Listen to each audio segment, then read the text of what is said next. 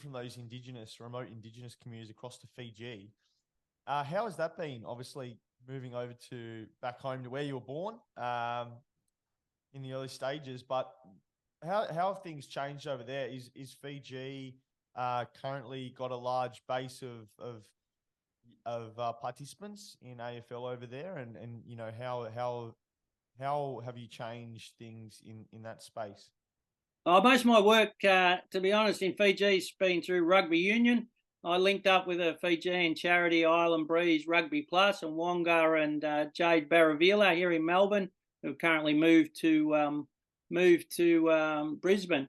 And it was through them that they established. I went over to Fiji twice, and we ran clinics on the island of Ovalau in the village of Vuma. I was born in Bar on the main island of Viti Level, and this is a small island on the right-hand side. And Wonga and Jade through Island Breeze Rugby Plus would run these camps in Fiji for rugby union, and then find the best 3 or 4 players and bring them to Melbourne. And then they were involved with the Box Hill Rugby Club and then the Melbourne Rebels. And now that they've moved up to Queensland, provide a pathway into the Queensland Reds. And then, you know, if they're good enough, which they were, to go into the Australian Wallabies.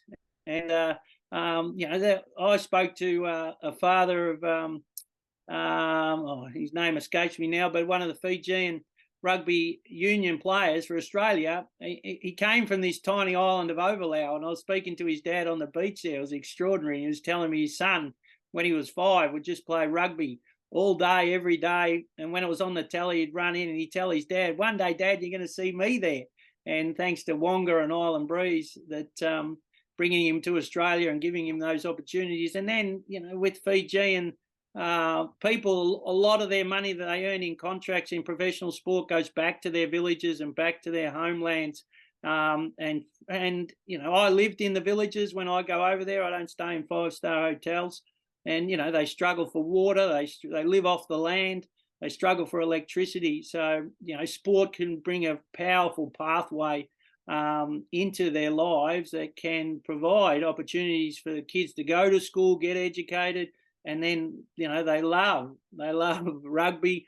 I've had opportunities to link with AFL Fiji when I've been there, and they love AFL as well. And that's growing. They have in Suva, they have 6 or 8 teams, males and females. They're also very strong when they come out and play the International Cup. So AFL is alive and well in Fiji as well. But like cricket in Pakistan, it's their national sport, and their true love is through rugby union. And it doesn't matter what sport, Hayden, does it? It can be basketball, soccer, netball, cricket, AFL.